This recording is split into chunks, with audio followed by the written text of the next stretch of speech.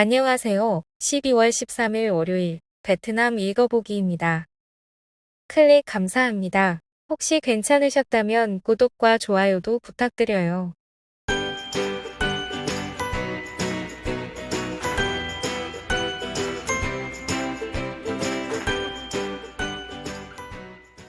(12월 12일) 18시 발표까지의 베트남 코로나 사파의 지역 감염 현황입니다. 전일 대비 1483건 감소했으며 빈푸옹 -1164, 호치민시 -225, 카잉화 -204, 하노이 +432, 당락 +315, 다낭 +256건입니다. 인민 접종 비동의로 광지성, 유효기한 연장 백신 배치 반납 요청. 설문 시행 후 12에서 17세 그룹 94%가 유효기한 연장 백신 접종에 비동의하여 광지성 보건부는 보건부에 백신 배치 반환 신청서를 보냈습니다. 일단 광지성에서 여학생이 이 백신으로 사망한 뉴스가 전해진 것도 영향이 있고 베트남 인민의 기본적인 불신감이 크게 작용하는 것 같아 보입니다. 제주시 11월 30일 만료로 기재되어 있지만 22년 2월 28일로 3개월 연장된 백신입니다. 향후 백신은 라벨부터 수정돼서 나오겠지만 설문을 어떻게 했는지 몰라도 그냥 유효기간이 연장된 백신을 맞겠냐? 라고 물어보면 동의할 사람이 많을까요? 광지성은 낭비를 피하기 위해 폐기하는 대신 다른 곳에 사용할 것을 제안했습니다. 빈그룹, 사조동 규모 배터리 생산 공장 건설. 금일 비네스 에너지 솔루션 주식회사는 이아인티사의 붕안 경제구에 위치한 배터리 공장을 착공했습니다. 프로젝트 1단계는 총 4조여 동을 투자하여 8헥타르 토지에 진행됩니다. 부품의 주조, 용접 및 포장을 포함한 공장 전체 인프라는 연간 10만 개 배터리 팩 생산량을 보장합니다. 2단계에서는 공장을 확장하여 배터리 셀 생산 및 연간 100만 개 팩 생산으로 늘릴 것입니다. 빈그룹 CEO 겸 부이사장인 의무인 비엘광은 빈페스트 공급의 현지화에 기여할 것이라고 말했습니다. 우리는 초고속 충전, 100% 고체 배터리와 같은 최신 배터리 기술을 연구 개발 및 적용하기 위해 미국, 이스라엘, 대만, 중국 등 세계 유수의 파트너들과 협력을 추진해 왔습니다. 라고 꽝 씨는 말합니다.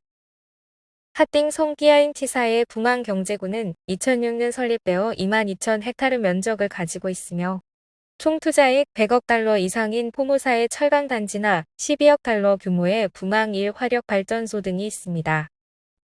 박 감독, 베트남 대표팀 평가 거절. 12월 12일 저녁 2020 AFF컵의 기자회견에서 박항서 감독은 말레이시아 승전에서 베트남에 대해 말하지 않겠다고 전했습니다. 개막전 이후 기조 최약체 라오스 상대로 2-0 승리했지만 경기 방식으로 많은 비판을 받았고 말레이시아 감독 탄첸 호는 베트남을 놀라게 해주겠다고 큰소리쳤습니다.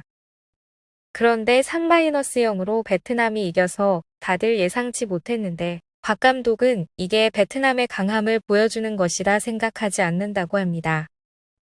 평가는 매우 어렵고 저는 우리 선수를 믿습니다. 선수는 최선을 다했고 만족합니다. 평가는 다른 사람이 하는 것이 더 나을 겁니다라고 발언했습니다. 이어서 12월 15일 16시 30분 인도네시아와 겨루게 됩니다. 실력은 프로들보다 좋으니까 걱정하지 마. 치료제 파비피라비르, 경증과 일반 증세 확진자 치료. 항바이러스 치료제 파비피라비르는 이전 7에서 14일간 경증 확진자, 치료에서 변경하여 경증 및 일반 증세 확진자를 5-7간 치료하는 데 사용합니다. 12월 12일자 코로나19 진단 및 치료 지침에서 업데이트된 사항입니다. 이전엔 파비피라비르를 경증 확진자에게 7에서 14일간 투여한다는 것이었습니다. 다른 항바이러스제인 렘데시비르는 중증 확진자에게 기존 5일에서 5에서 7일 사용으로 변경되었습니다. 하노이의 오토바이 제한 연구 지역. 하노이에서 교통운송부 프로젝트 초안에 따르면 2026에서 2030년 단계에서 오토바이 제한 연구 지역은 도심에 진입하는 3번 도시벨트부터입니다. 2026년부터 30년까지는 5개 군 전체와 10개 군의 일부가 제한됩니다. 적용 오토바이 대수는 약 280만 대로 예상됩니다. 2단계에서 제한 지역 구역입니다. 2030년 이후에 확대된 제한 구역 범위입니다. 총 12개 군과 군 승격 예상되는 현 5개 포함 적용됩니다. 약 520만 대가 적용 예상됩니다. 이후 확대된 제한 구역입니다. 과연 잘 될지도 궁금하네요. 배댓 1위는 무엇을 위해 제한하는지 목적을 명확히 할 필요가 있다. 1번 이웃국 같은 문명화, 2번 환경오염 감소, 3번 교통체증 감소, 3번은 불가능하고 차량 금지하면 교통 혼잡은 줄어들 것. 1번은 아직 베트남 도로가 좁고 경제가 부유하지 않으며 많은 사람이 밥벌이하기에 너무 멀리 살아서 오토바이를 쓴다. 라며 반대하네요. 하노이 신속검사 결과로 확진 승인돼. 보건부는 하노이가 PCR 검사 대신 신속 항원 검사 결과로 확진자를 확정할 수 있도록 허용했습니다.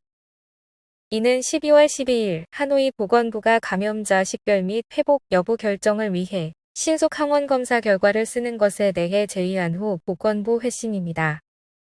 신속 항원 검사가 정확도 70에서 80%로 낮지만 PCR 검사보다 판정 시간이 빨라서 확진자의 신속 조치에는 유리하므로 이전 호치민시에서도 이런 방식을 동원했었습니다.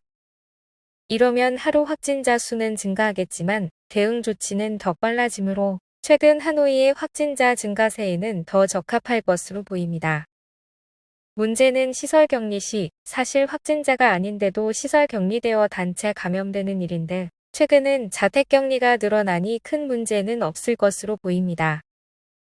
이로써 확진자 식별은 PCR 검사로 양성 판정 혹은 의심자, 신속 항원 검사 양성 판정 혹은 의심자, 확진자 혹은 의심자와 약 14일간 역학적 요인이 있는 사람과 서로 다른 두 종의 신속 검사에서 양성 판정인 경우 3가지입니다. 둘 중 하나만 양성인 경우 확인을 위해 실시간 PCR 검사가 필요합니다. 반대로 10일간의 자택격리 후 의료진 감독하에 검사에서 음성 판정인 경우 회복 판정을 받습니다. 치료시설의 확진자는 3일간 증세가 없고 PCR 검사 음성, 바이러스 농도가 낮거나 신속검사 음성인 경우는 퇴원 후 7일간 거주지에서 모니터링합니다.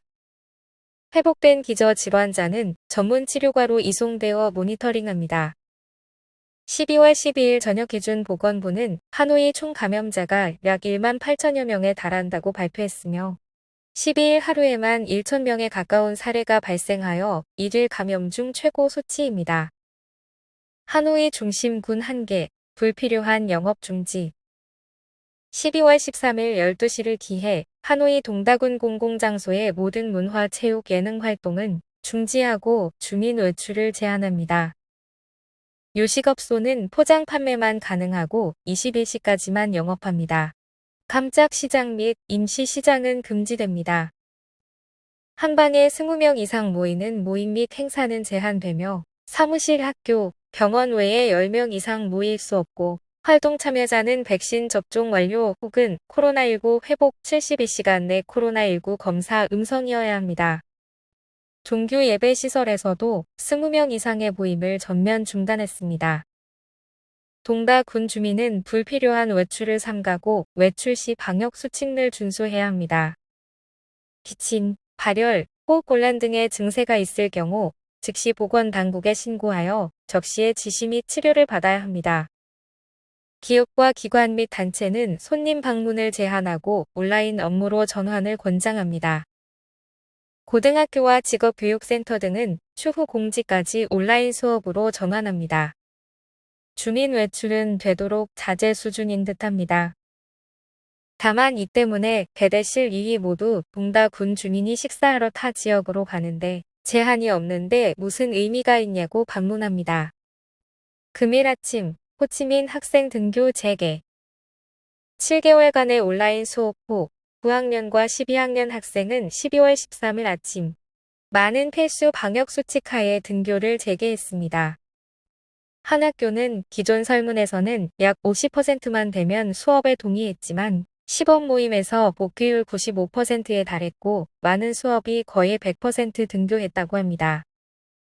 교육훈련부 자료에 따르면 지난 여론조사에서 9학년과 12학년 학부모 15만 명 중 약 80%가 등교 재개에 동의했었습니다.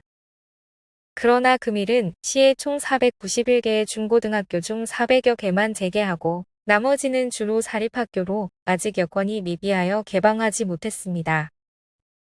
오늘의 뉴스는 여기까지입니다. 시 전체의 봉쇄는 없지만 부분 영업 중지가 내리고 13회 확진자 수에서 하노이가 1위를 하는 등 어수선하네요. 다들 건강하세요.